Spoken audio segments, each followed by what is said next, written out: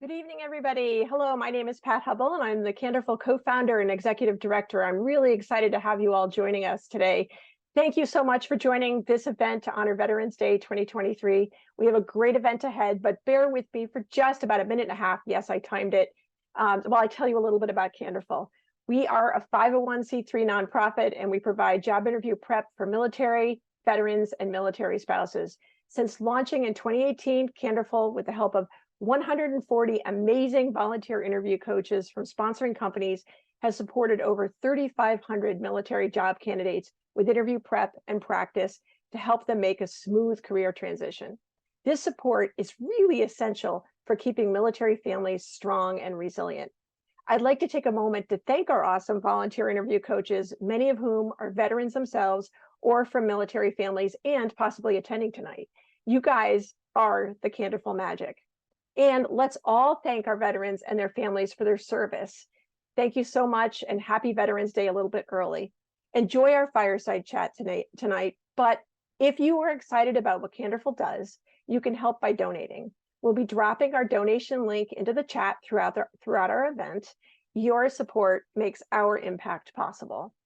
Thank you also to our really fantastic sponsors who helped us bring this Veterans Day event to you. Our gold sponsors, Booz Allen Hamilton and Amazon. And thank you to our silver sponsors, Groundswell and Vertex Pharmaceuticals, and our bronze sponsors, Digital Beachhead and Activision Blizzard. I'll let you in on a cool secret. Activision Blizzard and Digital Beachhead are providing our trivia prizes for this evening. Guy will tell you more about that shortly. I'm really excited by our guest tonight, Admiral Mike Rogers. But before we meet Admiral Rogers, I'd like to introduce you to tonight's Master of Ceremonies, Guy Snodgrass, retired U.S. Navy commander, former Top Gun pilot, Candorful's board chair, and your moderator for this evening. Guy, so great to have you with us again. Yeah, thanks, Pat. Appreciate the very kind introduction, and very excited to be here doing another fireside chat with you on behalf of Candorful. Very excited about today's topic. I've actually had a chance to chat with our guest a few times on a podcast that I've run in years past about the topic of cybersecurity. So much like Pat mentioned, the overall format for tonight's conversation will be about an hour long. It's going to be a fireside chat format. So a little bit of just a running conversation between myself and Admiral Mike Rogers, and we'll intersperse that with 3 trivia questions along the way. So get your thinking caps on as we get to those. Pat mentioned we do have some prizes. So we've got basically a set for each of those 3 winners. It'll be a digital code for a download of the upcoming Call of Duty Modern Warfare 3 game that's going to be released next week. That's been provided by Activision Blizzard. So thank you very much to them. Same thing from Digital Beachhead. They've got a nice little swag bag that's going to accompany that digital code to those 3 winners. So we'll get to those questions here and kick it off in just a few minutes. But over to the main event. So we have Admiral Mike Rogers with us. He has had decades of time spent in the U.S. military, specifically the United States Navy. And we really want to drill in on his last tours of duty. He spent, I believe it was a total of 6 years as both the commander of U.S. Cyber Command, and he was also the director of the National Security Agency. So heavily wrapped up not only in the world of cyber, but also in the world of statecraft and intelligence. So couldn't think of a better person to be part of this conversation with us. So, Mike, thank you very much for your time. And thanks. Your standards are very low, Guy. And remember, to all the participants, you must be present to win for tonight's trivia contest. So. Very good point, and that is very accurate. So we're going to start with just a softball, because, of course, we have veterans all around the world. We have those who are sponsoring and people who just wanted to listen into this conversation. Some may be in the digital arts realm, but others may not be. So from your vantage point, I mean, you've had so much immersion with cyber, but just for the layperson, how would you describe cybersecurity? So look, cybersecurity to me is trying to mitigate one dimension of risk, both for ourselves as individuals, as well as the businesses that we all support. I think part of the challenge here is we tend to think about this image as, well, cybersecurity is inherently highly technical. Therefore, I must be highly technical and comfortable with a high level of technology. And if I'm not, I therefore have little to provide, and I really can't relate to cybersecurity. I constantly run into that. Doesn't matter if it's the boardroom. It didn't matter if it was the Oval Office or the White House Situation Room in my previous life. And to me, hey, look, we've all got to get beyond this. This isn't about technology as much as this is about how do you mitigate risk. Yeah, I appreciate that. And it's funny because in a previous conversation that you and I had, one thing that was alarming is the fact that when it comes to your digital footprint, when it comes to that information that either you as an individual own, the information that a corporation owns, our nation owns, right? All these entities and organizations that are globally dispersed, once that information's been exfiltrated, once someone's had a chance to grab it, they kind of own it forever. It's not like a physical asset that if someone gains access to it, you can just simply recover it and take it back, which I think raises the stakes. Control in the digital world can be quite illusionary. Unfortunately, you just don't have the degree of control we would all like. Yeah, 100%. So one thing that I guess would really inform our conversation is you've seen that entire spectrum, right? So I think it's easy when people pick up their newspaper, they open their tablet, they're scouring the news for the day. I mean, it seems like multiple times a week, if not daily, we're reading headlines about a large corporation or the government being a victim of a cyber attack. But what we don't necessarily draw a golden line or that golden thread to is us as individuals. The fact that we are also under attack, that people would like to be able to get our information. So, how do you kind of bridge that divide from a perception standpoint? Because it's probably always easy to say, hey, this is someone else's challenge, someone else's concern, not necessarily my own. But it strikes me that it's probably a challenge that all of us face on a daily basis. Yeah, I mean, I think part of the challenge for us as a nation has been one of the reasons why perhaps we haven't achieved as quite as much focus and collective energy around cybersecurity as we had hoped is for many people, it's just something they don't have to deal with or they haven't had direct exposure to. So, for example, your credit card information is compromised. Hey, you get issued a new card and the bank tells you, look, you have no responsibility for any charges. So for a lot of people, there hasn't been a huge significant direct impact. Now that is clearly changing. And it's certainly been changing for business for a long time. What would you tell someone who likes to use the exact same password for every website and their password is password? Well, in my previous life as an individual, so in my previous life, I was part of teams that both defended networks as well as penetrated them. And in my penetrating role, I would say, hey, love people like you because you make the job of the attacker that much easier. As a defender, I would say, what are you thinking? Why are you undermining our collective security here? Because that's part of the challenge here is we think of this as individuals, but the reality is your cybersecurity, your cyber defense is only as strong as the weakest link. And many times that weak link is our user community that just makes bad choices, bad decisions. And the choice of one impacts the security of many. Well, the companies that not only provide a product that aids in cyber defense, let alone the myriad individuals and organizations that are part of, as you mentioned, testing networks, actively being part of that defense. I always feel for them. They have a special place in my heart because the reality has tended to be over the course of the last few decades that when it comes to the cyber realm, typically attack is going to be a little bit more, I guess, fulsome. It's gonna have better results than defense, right? It's a little easier than having worked both sides of the street. Being an attacker is definitely a little easier, has a higher probability of success than being a defender. Yeah, and one of those reasons is something called a zero-day exploit. Can you kind of explain what that is?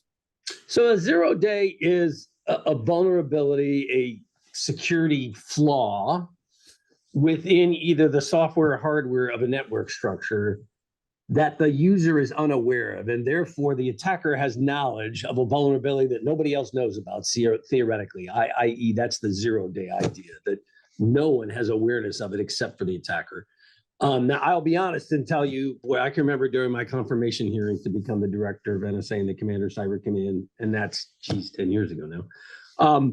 Man, I just kept getting peppered about, well, isn't this all about 0 days, Admiral? And isn't that the biggest problem we face? And I would say, can I disagree a little bit? Look, 0 days are a significant challenge, but if you look at the amount of activity out there, 0 days, depending on what source you want to use, are probably only 20 to 30% at the most of the total activity we see. The single greatest flaw remains either security that's been poorly applied or bad behavior, bad choices by the user.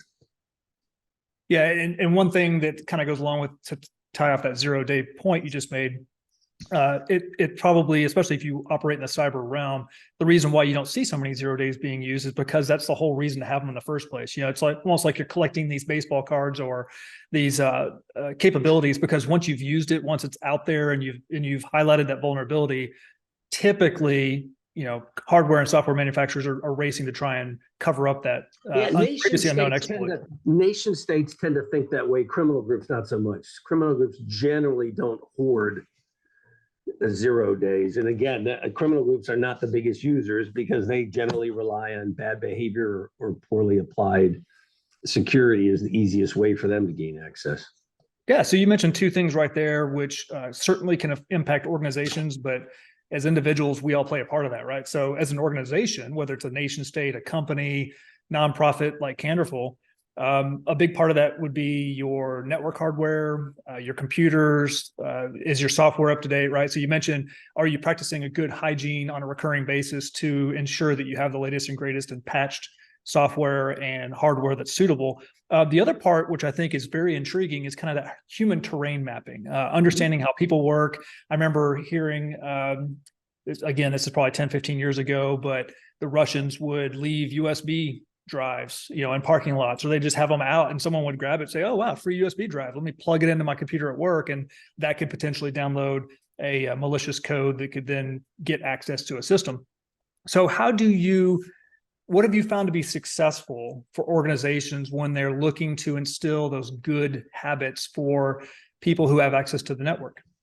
So number one, you want to make sure you educate your workforce with things like, hey, look, you don't accept hard drives. You don't, for example, for me, if somebody hands me something at a conference or a convention, I'll say thanks, but I'll never use it. I just never use it. And you're right. The first major penetration that the Department of Defense experienced back, 2006, 2007 was KGB lacing of thumb drives that were being handed out in Afghanistan in the bazaars to service members who then uploaded them into their computers. And since many of them were using their work computers to do personal work, because you're a long way from home and you're not necessarily, especially then, you're not deploying with a significant amount of personal gear initially.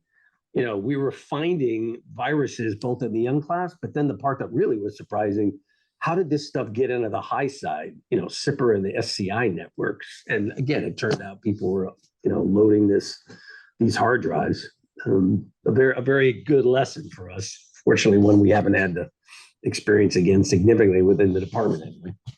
Yeah, when Mike, for the audience, when Mike references, for example, NIPRNet, SIPRNet, the high side, what he's talking about is the vast majority of users in the U.S. government system are going to be on NIPRNet, which is our unclassified network. And then once you go beyond that, you start adding encryption and other types of ways to safeguard classified information, things that are secret or higher, for example. As we get ready to move on to the next kind of line of questions for you, I did want to take a minute just to pause real quick and throw out our first trivia question to the audience. So for the audience, if you're a huge tech nerd like I've been pretty much my entire life, this one may resonate with you, but there's a fantastic movie from the 1980s called War Games. And so I'm curious if anybody knows what year War Games was released. You're not allowed to play. Damn it. Yeah, you have a winner already. So obviously, as Pat mentioned, or I guess I should have mentioned, I see responses coming through the chat. I'm seeing several good responses. What's going to happen now? Pat's going to go through the chat. She's going to identify the individual with the first correct response. She'll announce the winner on chat. And then at the very end of our program, she'll make sure that she announces it verbally as we wrap things up. And if you could make sure, she'll probably reach out to you via private chat just to get your mailing information so we can get you the digital code as well as the swag bag. Okay, so back to the conversation. We talked about some of that hygiene. I think that's something that's always good just to put a pin in. Hey, Guy, one thing before I forget, for bonus points, you should ask the winner to name the computer system that is featured in War Games. Yeah, and plus we just had Halloween yesterday, so some of you may have received this in your trick-or-treat bags. There we go. We've already got the responses coming in, and I like the fact that most people are spelling it correctly for the acronym. So to put a pin in it, one thing that's kind of crazy, we mentioned briefly that typically speaking, offense is almost always going to win out over defense. And that's because there's always vulnerabilities. There's always ways to penetrate a network. And if you're playing defense, you've got this wall and you're trying to identify the vulnerabilities and you're plugging them.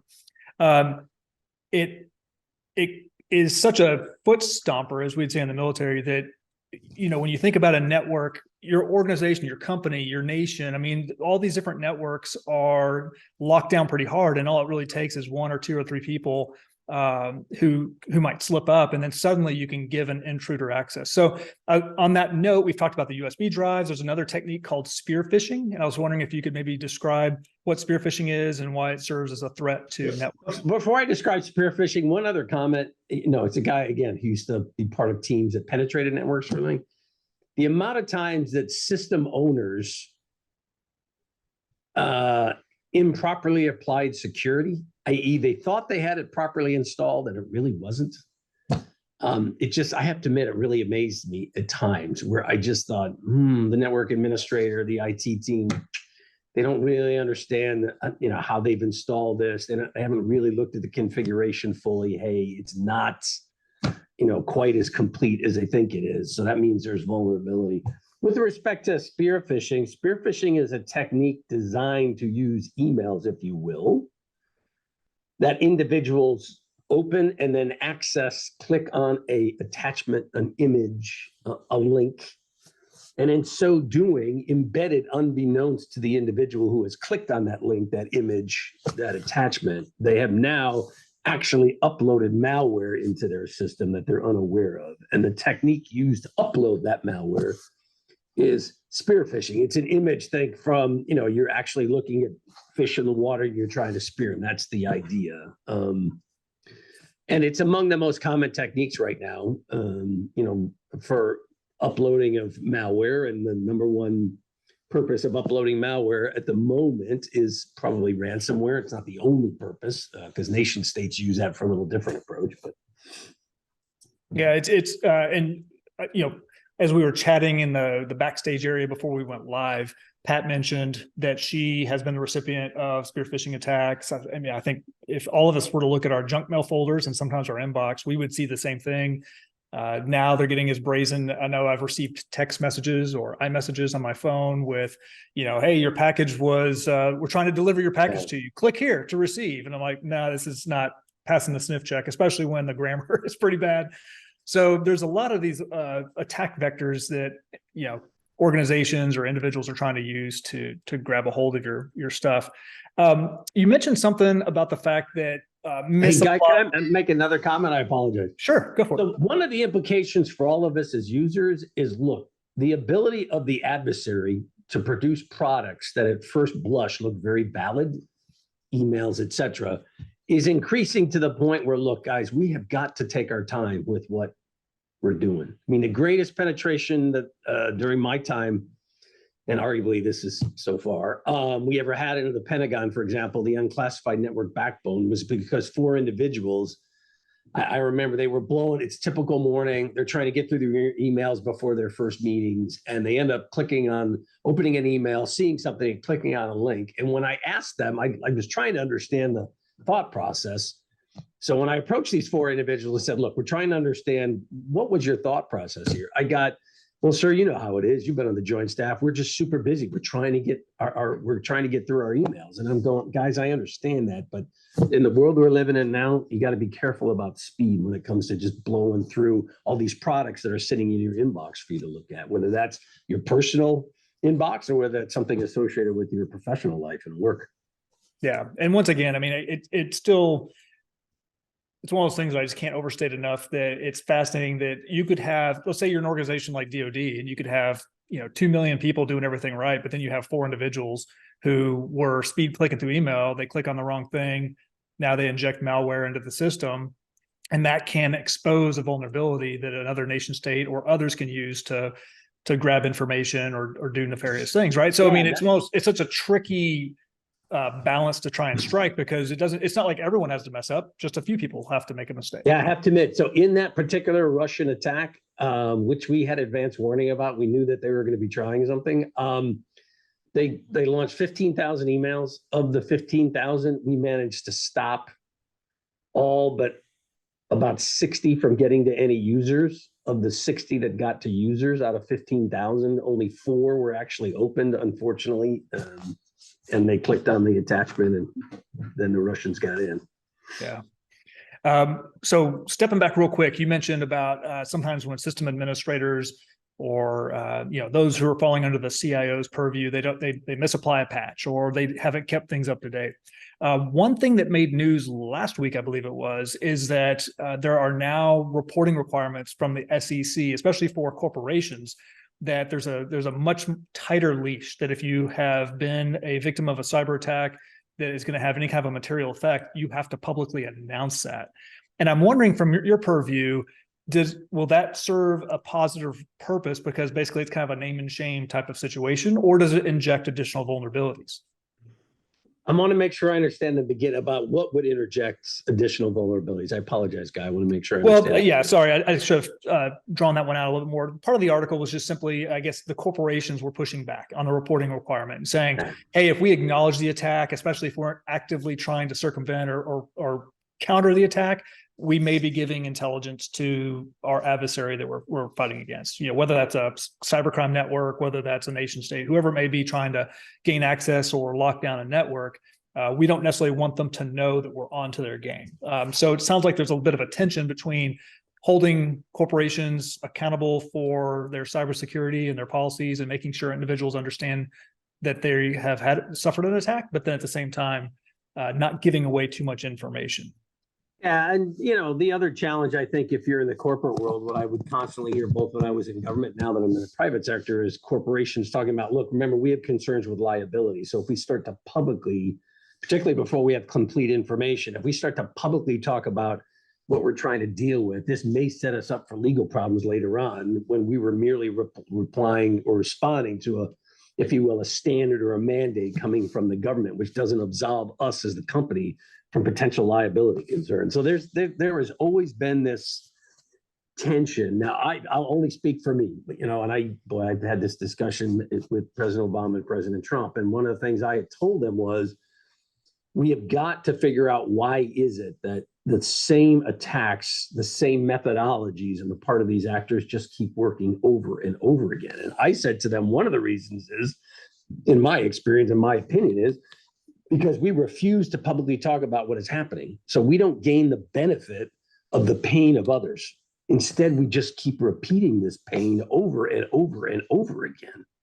And so personally, I am an advocate for, look, we need to come up with a methodology that enables us to generate more understanding about what is happening. That includes companies acknowledging what is happening. Now, you can have an argument about what's the timeline that's most appropriate and what are the specific dimensions of what that disclosure should be.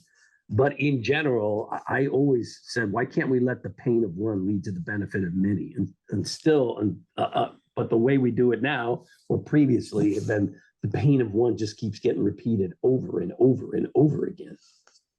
Well, I do think that if nothing else, notification will serve some positive role because of the fact that you're forcing companies to highlight that their cybersecurity practices were, whether it was, due to basically that they were ineffective or someone was able to get through. So to your point, it's a way to come to the comment, to a table and share best practices, also share vulnerabilities and say, hey, this is what got us. Don't let this get you. Which, of course, coming from a military background, we call those lessons learned. It's a way to make sure that we're pushing information out so everyone else can benefit from it. I will say tangentially, and I see someone in the chat ask this question, there's an interesting issue going on now with the SEC deciding that they're going to take SolarWinds to court. In part, the government's assertion is SolarWinds cyber preparedness was not appropriate, number one, and then number two, they had an awareness of just what their shortfall was, and yet they tried to mask it or hide it. And within the CISO, I spent a lot of time with CISOs, cyber information security officers from companies around the world, and right now this is a huge topic among, hey, is this really true? Is this the standard now? The government's going to come back at us years after an event. In some cases, the government is using, for example, as part of the evidence of their premise, emails that the company provided in which the company and the CISO is saying, hey, look, these are taken totally out of context. Many of them actually are just humorous internal exchanges. What are you doing that you think that based on what you're reading, that the company has some sort of nefarious intent here? But it's really getting a lot of angst. That combined with the Uber court case, hard to believe now, over a year ago. That's another one that's got the CISO community really talking about. So what does it mean as a CISO responsible for cybersecurity? What does it mean to be a corporate officer? What does it mean to execute your cybersecurity responsibilities if you have a CEO or a general counsel who is providing you direction that you don't necessarily agree with or that you don't think is appropriate? Yeah, no, yeah, you're right. That can open up a whole host of issues. It's probably just because of open versus closed systems, et cetera. I mean, I think there's benefit to at least notifying, especially users of, or if you're a user of Facebook, if you're a user of any online service, but certainly corporations, notification to the end user that your information has been compromised. And I say that because I remember being a little bit frustrated when I was still wearing the uniform, because I've received probably 6 or 7 letters throughout my time, sometimes fairly detailed, saying, hey, your information was leaked. Your personal information was leaked because someone left 2 hard drives in a truck. The truck was broken into. They made off with the hard drives. And so you should consider that information to be compromised. We don't necessarily know if it is or isn't, but you should assume it is. So I remember seeing those letters and thinking, wow, this problem is out of control. But I compare and contrast that to a lot of companies where they'll have these massive data breaches. And unfortunately, whether it's just difficult to notify users, but I won't even know about it. In fact, I think Apple's done a fairly nice job, at least from the ecosystem I'm pretty much in, which is, hey, your password popped up on like a dark website. You probably want to change this. And we joked earlier about if your password is password and use it for every site you visit, but sometimes people do have a small number of passwords that they rotate through every website they visit. And if you get compromised on one website, there's nothing to say they're not trying your username password combo everywhere else. So notification in that case can be a positive. So at least hey, I gotta check the other sites I'm on and make sure I'm taken care of. So we are now about halfway through, or a little bit over halfway through. I wanted to go ahead and move into our second trivia question for the audience. Woo-hoo. So as Mike and some of you may know, there are a lot of government agencies that have cybersecurity as part of their portfolio. But what is the primary agency responsible for investigating cyber crimes in the United States? So we'll let that work its way through. Seeing some good responses come up, and we'll let Pat shoot you the response here after everyone has kind of hit where everything dies down a little bit.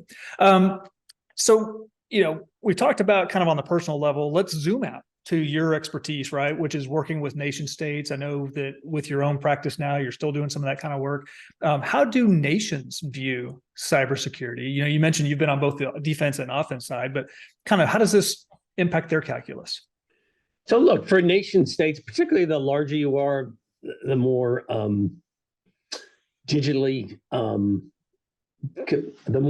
focused you are, the more your economy is based on data, the more your connectivity, your economy is based on automation, autonomy, remote connectivity, automated work processes, et cetera. The more that's part of your basic economic model, the greater your concern. Most nation states, take a look at the US, the Five Eyes, others. You're concerned about could cyber undermine the trust that my citizens have in our ability to execute governance, in the ability for them to execute their day-to-day lives, whether that be where cyber uses an instrument against critical infrastructure. Think about power, think about water, think about finance, think about aviation, et cetera. Hey, the economic impact and the quality of life impact and the potential endangerment of life is all potentially significant. You're also worried about the military dimensions of this. Could nation states use this either to negate the US's or other nations' military capacities and generate military advantage if we get to conflict? So there's a reason why almost every nation in the world is investing in cyber, and every nation in the world is talking about cyber. Well, I know Pat is currently collecting and handling all the responses we receive. She mentioned this at the outset, but as we're about halfway through, just want to remind those who are participating in today's conversation that certainly a lot of what Candorful does to support service members and their families is because not only of you as individuals making a contribution, but certainly the companies and organizations that support us every step along the way. So we do have a quick video we wanted to show you to highlight one of our sponsors, Booz Allen Hamilton. So we'll get that going and we'll rejoin the conversation here in just about a minute. Wondering what the civilian world has to offer? Where you fit in? If you'll find the same sense of purpose the military has given you. Upskilling into a tech role can be your path to a purposeful and future-focused career.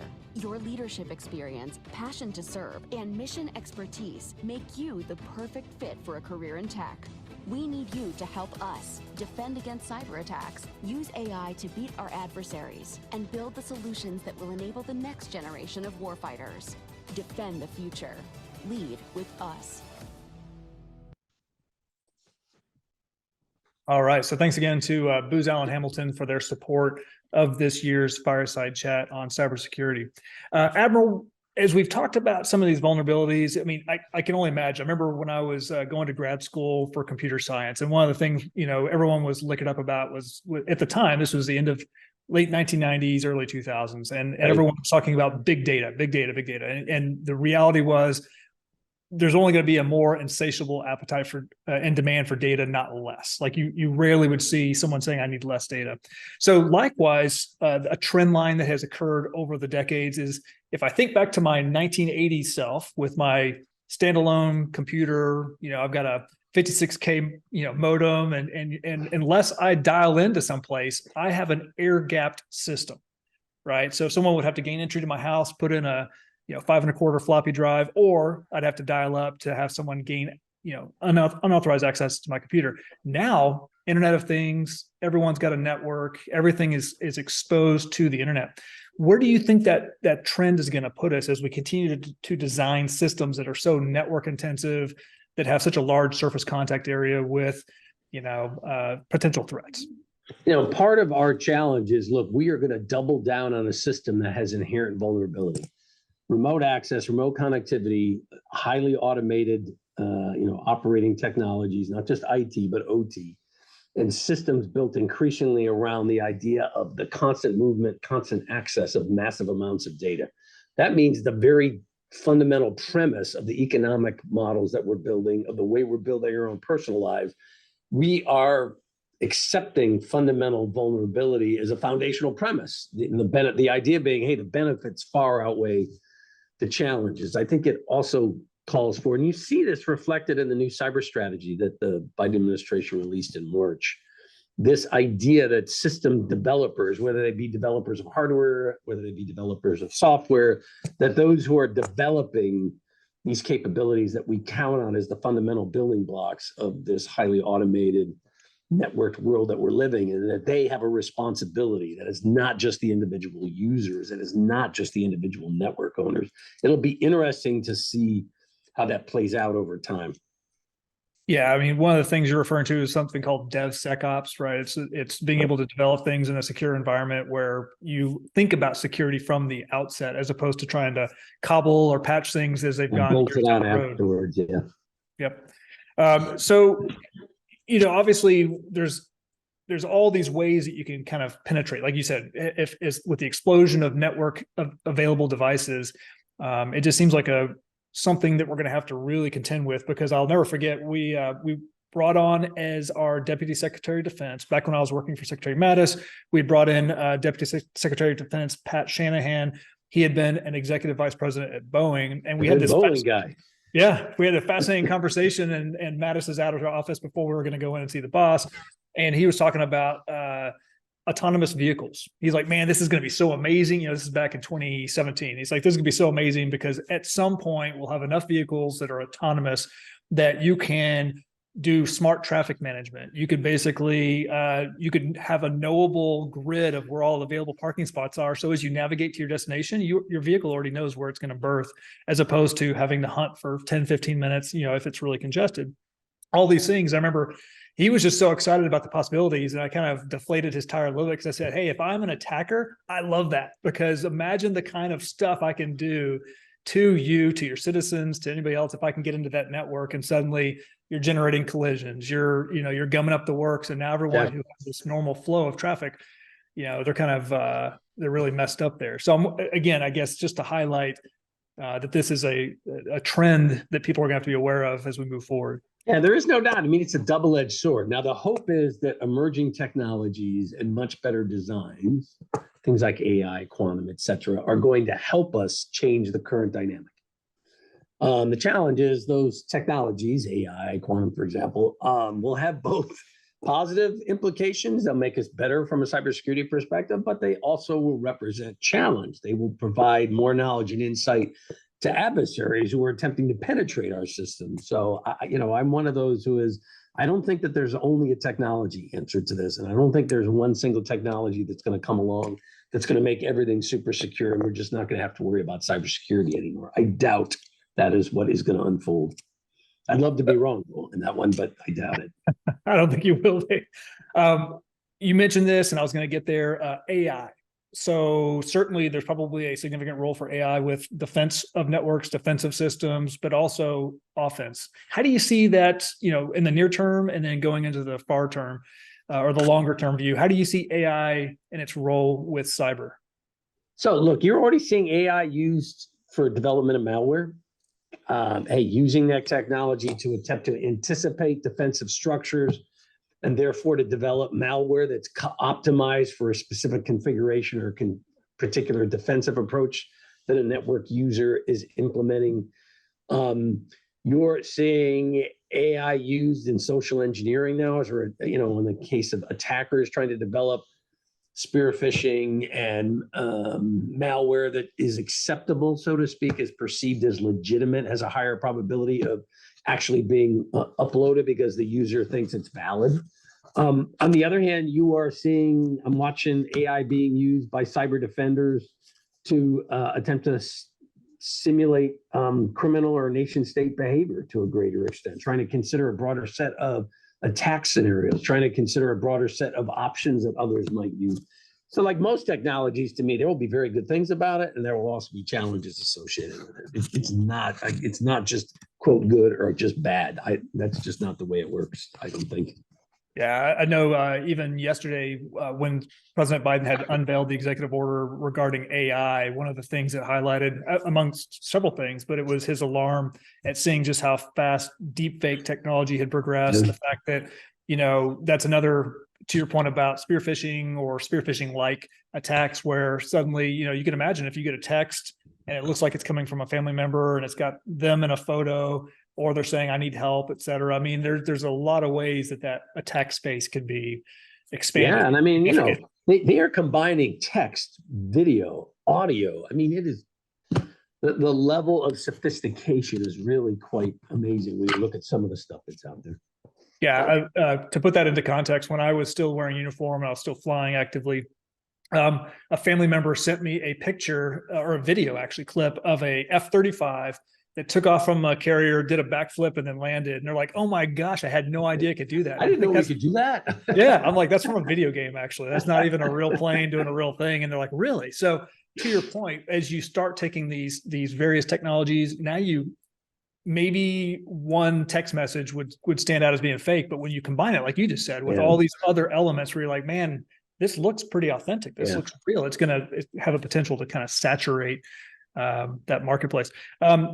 The other thing with AI that'll be fascinating is to your point about offense and defense. On the offense side, you could imagine it being a little bit like what we've just experienced the last couple of years, the coronavirus, right? When it first hit, and then suddenly you had the Delta variant, then you had the Omicron variant, all these variants as the virus itself. And so similarly, as you mentioned with AI, people are using AI to write computer code and to change software on the fly. You could imagine that being the case with offensive cyber attacks, where you're able to essentially take your base code, whatever you had, but as you actually are hitting the wall, as you're trying to gain entry into a system, you're able to change that code on the fly in order to try and overcome those defenses in a way that almost like a rolling code, right? Where the defense can't actually sustain that attack, but as the attacker, it can make you a little bit more powerful.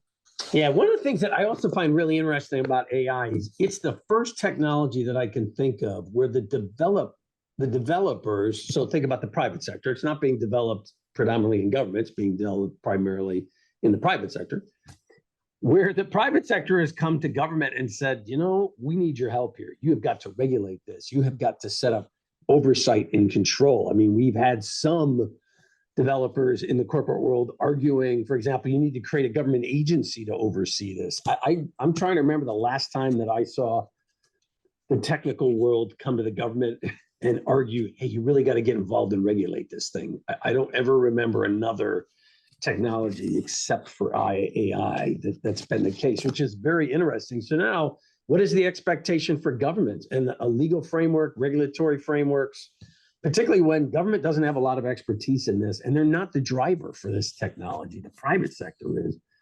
And at a time when right now the private sector and government don't necessarily have the best of relations at the moment, particularly in the tech world.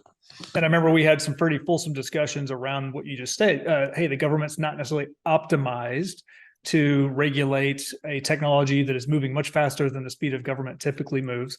But then also, what about other nation states? I know one thing that we always discussed was if we overly regulate AI, if we focus, as we should to an extent, on the ethical use of AI and regulations surrounding it, but if other nation states aren't doing that, if they're just going as fast as they possibly can to make advancements, that could over time put us at a disadvantage from a technological standpoint because they had unfettered access to data, they had unfettered access to develop these systems in a way that our regulations might put us at a disadvantage. Yeah, it is interesting. Most of the democratic states around the world have focused on the moral, ethical, and safety dimensions of AI. Let's make sure this doesn't get out of control. Let's make sure this doesn't create harm. If you look at the way the authoritarian states, that's not what they're talking about with AI at all. I mean, they tend to focus on, hey, how do we make AI more productive, both from an economic as well as a national security perspective? It's interesting to see the two kind of broad approaches that you're seeing around the world.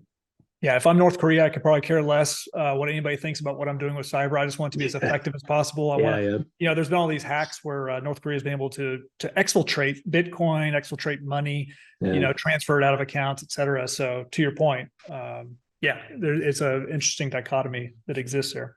One of the things, back from my podcasting days that I've always loved to do is when I'm interviewing someone, say, what haven't I asked you yet?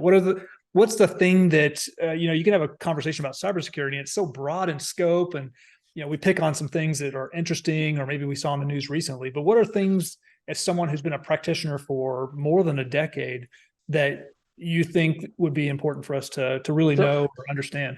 So I always thought, and I'll tell you exactly what I used to tell the leadership of our nation, the single greatest challenge for us in cybersecurity is not technology. The single greatest challenge for us is how do we change culture? If you want to get long-term sustainable change, then that is about culture. That isn't just about technology. And it's not just about how big are the checks that we write. This is about more than money. This is about how do we change our society, our businesses, our own personal practices around cybersecurity. And that's going to be pretty foundational. It isn't something that we're just going to bolt on at the end. And I always thought that there wasn't enough appreciation of that. I would continually get, well, Admiral, isn't this in the end just going to be solved by technology? And I'm going, I don't think so. Anything developed by man can be defeated by man. So if you think there's some perfect technology that's totally incorruptible, that nobody can potentially overcome, I don't think it's likely. And you're going to see that play out with commercial encryption, for example, as we get into an era where quantum capacity, quantum capability gets to the point where the last couple decades where the ability of conventional computational capability to power through commercial grade encryption just doesn't exist. That potentially is not going to be the case as we look in the future. So what does that mean for us and how are we going to prepare for that? Well, and you mentioned culture, so I was kind of smirking just a little bit because I was like, well, what'd you come up with, Admiral?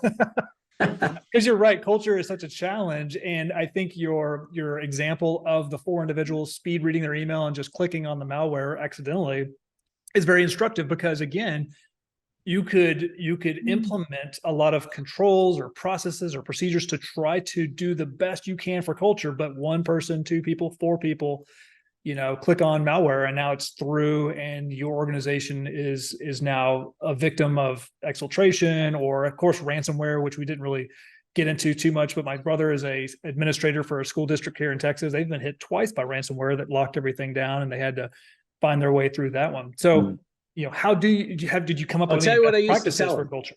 I said, number one, we need to incentivize the behaviors that we want to see. I said, we need to be rewarding people who are making smart choices and who are taking appropriate action. We need to reward them, and we need to publicize that. Number two, never forget the power of pain sometimes.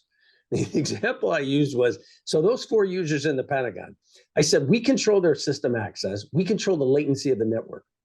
What if we watched people, for example, in our quarterly or monthly spear phishing tests, where we test our employees, try to educate them to the dangers of clicking on spear phishing emails. And what if we said to ourselves, so everybody who clicks on an email more than twice in a 6-month period, guess what? We're going to put a latency factor in that slows your network performance down. My argument always was, nobody likes the hourglass of death. It is amazing how people tend to get their attention and get their focus when they're worried about, damn, it's taking me a lot longer than I would like to read all my emails.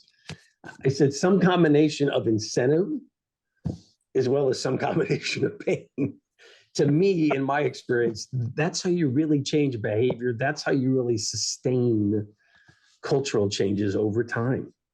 Yeah, and I think consistency is there. I remember one of the sayings that I always enjoyed when I first started flying planes. My instructors would always talk about repetition teaches the donkey. They're like, hey, just over and over and over again. Yeah.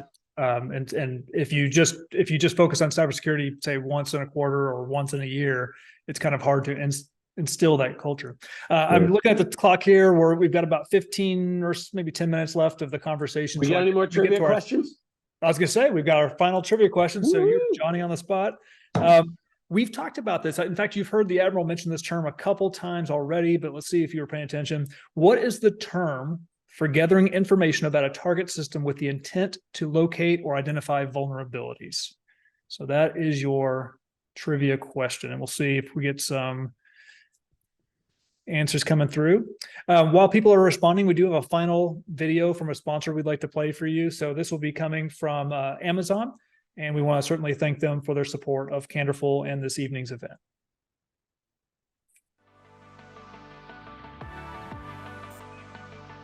Progress. We hear about it a lot, but what does it actually look like? Is it innovation, sustainability, robotics? Or is it diversity, equality, equity, empowerment? Amazon's Reliability and Maintenance Engineering organization is a dedicated team of engineers and problem solvers working to deliver highly efficient systems. Progress is what we do. But it's not only technical excellence. It's about creating new opportunities, supporting growth, dreaming big, and achieving your goals.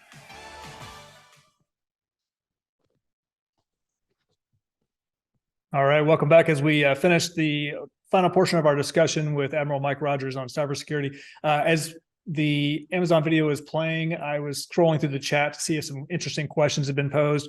And I didn't necessarily run across a great question, but I saw a great comment, which is that someone wrote that this is a fireside chat, and I am literally sitting next to a fireplace because of how cold it is right now in Atlanta, Georgia. Thought that was fantastic. So it sounds like you've got the right setting for a fireside chat. So we talked about culture. We've talked about kind of, the scale or the scope as it goes from a nation state all the way down to an individual.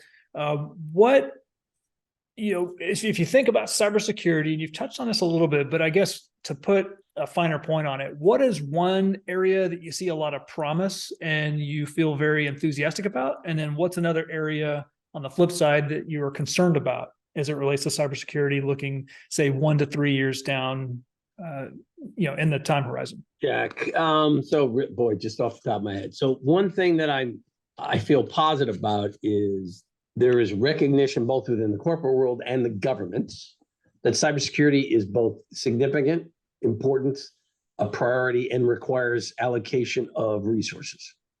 And government, for example, I would argue, boy, particularly in the last couple of years, has gotten a lot more aggressive about trying to identify what its role from a regulatory and oversight perspective. The part that the part that I find a little frustrating is, again, most bureaucracies tend to view that the fundamental approach is sound, and what you want to do is just keep tweaking the approach. And my view is, guys, this approach broadly that we've been doing, I can't find a single metric where is an indicator of success. Attacks aren't going down. Penetrations aren't going down. Capability of nation states criminals aren't going down. So part of me goes, rather than continuing to double down on approaches and methodologies that really haven't worked, can't we take the benefit of this experience that we've had and ask ourselves, what might we want to do fundamentally differently? Now, that's not the way bureaucracies work. Doesn't matter if that bureaucracy is in the private sector or if it's in government, in my experience. But I'm just a fan of, guys, I think we need to acknowledge that we need to take a different approach in some areas. Yeah, it's gonna be a challenge. And I actually, as you were saying that, I wrote down risk versus reward. And, I wrote that because of the fact that if I think through history, I always think kind of intelligence and spycraft, but this applies now to the greater cybersecurity standpoint. That is 1960s, 1970s. If you wanted to gain access to information, you typically had to physically infiltrate someone's location. You had to break in, you had to steal something, you had to try and maybe co-opt someone and turn them into an agent who can work on your behalf, right? There was a fairly significant level of personal risk or professional risk involved in that pathway. Fast forward to 2023 and beyond, I mean, you could be a random individual with some coding skills sitting in a cyber cafe with a fair level of anonymity. Yeah, cyber is the great equalizer. You don't need billions of dollars, you don't need tens of thousands of people, and you don't need a decade of development. That's not the way it works. Hey, one other thought before I forget. One of the things that I see going forward is cybersecurity, to me, will become much more about creating resilience than it will be about focusing on cyber defense. If you define cyber defense as those steps that you take to harden your networks, to improve your ability to stop an unauthorized access by a non-valid user, whether it's a criminal group, an individual, or a nation state. I think increasingly we need to focus more and more on this idea of, look, if there's a high probability, given the fact there's a high probability that a determined adversary is got a high probability of success in penetrating your network. So to me, it becomes about, so if that's true, it's much more about, so how do I create resilience? How do I create the ability to forestall their ability to move quickly within my network? How do I forestall the ability of them to extract information once they're inside the network? How do I create a faster recovery time? That, to me, is a much better use of focus and resources. I'm not arguing you should walk away from cyber defense. That's not what I mean. But I do think creating resilience, and that's about a lot more than just your IT and OT segments. It's a lot more than just your CISO and your CIO. That is a corporate, a kind of approach that involves leadership from the top all the way down to the user community. You've mentioned that term twice now, and it's one I'm actually not familiar with. You mentioned IT and then OT. What is OT?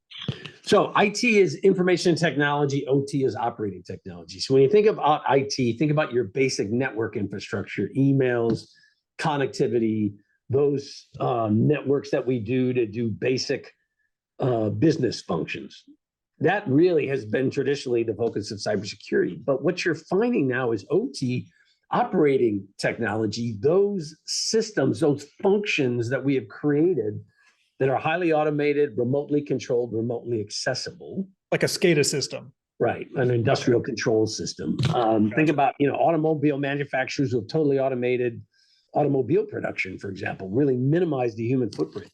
All of that, hey, great productivity, great speed, potentially greater precision, but there's a flip side to that. That's potentially greater vulnerability.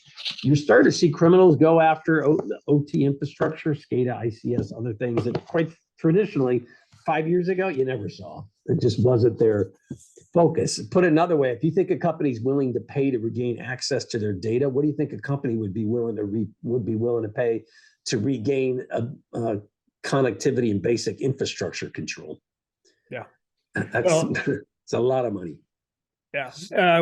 Well, we spanned a whole wide variety of topics tonight. Admiral, I really appreciate your time with us to walk us through it. I think as I've taken some notes, I think the statement you made, which was my favorite by far, is that cybersecurity is the great equalizer. I love that point that you don't need billions of dollars. It doesn't matter your, race, gender, ethnicity, your background, your experience. All those things kind of go out the door. If you've got the technical know-how and the ability, then that's going to play a huge role, whether you're on the offense or the defense side of that. Some of the best cybersecurity professionals that I ever dealt with was honored to be on the same team. They didn't have formal education. They didn't have a master's degree. So there's a spectrum of backgrounds here that we've got to bring together to create enhanced cybersecurity. It isn't just about, well, everybody's got to go to college. Everybody's got to get a master's degree in computer science or cybersecurity. As I say, My direct opinion, inject. anyway, my experience. Yep. Absolutely. Well, I appreciate your time, and I want to turn the baton back over or hand it back over to Pat real quick so she can chat with us about the winners of the 3 trivia questions and to thank our sponsors. Take it away, Pat. Mike, thank you. Thank you, Thank guys. you. Oh my God, this was so much fun. I've learned so much and gotten a little bit more nervous, of course, about those phishing emails. And now I'm just not going to touch anything. I think coaches, if you don't hear from me for a while, it's because I'm afraid to check my email. So okay, before I announce our trivia prize winners, I really want to thank you, Mike. I really truly appreciate this. This was really great. I'm overwhelmed with how much we've learned tonight. And by the way, I'm all about incentives and pain. I agree with this. We need to use more of this throughout life. So thank you for those analogies. I want to thank our sponsors one more time. Our gold sponsors, Amazon and Booz Allen Hamilton. Our silver sponsors, Vertex Pharmaceuticals, Groundswell. And our bronze sponsors, Activision Blizzard and Digital Beachhead. You guys just make it so we can continue bringing Candorful to our transitioning military, our veterans and military spouses, and helping them make that nice transition. So let's get to those trivia prize winners. I think if you've been paying attention in the chat, you probably see it. So War Games, the answer was 1983, and Brandon Buckner, you won that. And for the next one, FBI, John Luke, if I'm pronouncing your name right. Thanks, John. This is great. And then the third one is a little bit of controversy about it, but penetration testing was the result that I looked up, and Stephen Elliott, one of our Candorful coaches, got that. And we're going to just stick with that and go with it. Thank you, everybody, for joining. And remember, the name of the computer in War Games was the Whopper, WOPR, as some in the chat pointed out. Awesome. And I haven't seen it, so I think that's on the docket for this weekend is War Games. So thank you guys for giving us something to do. Thank you, everybody, for joining. Thank you, sponsors Guy and Mike. Thank you so much. This is just so incredible to have people like you supporting Candorful. Thank you all.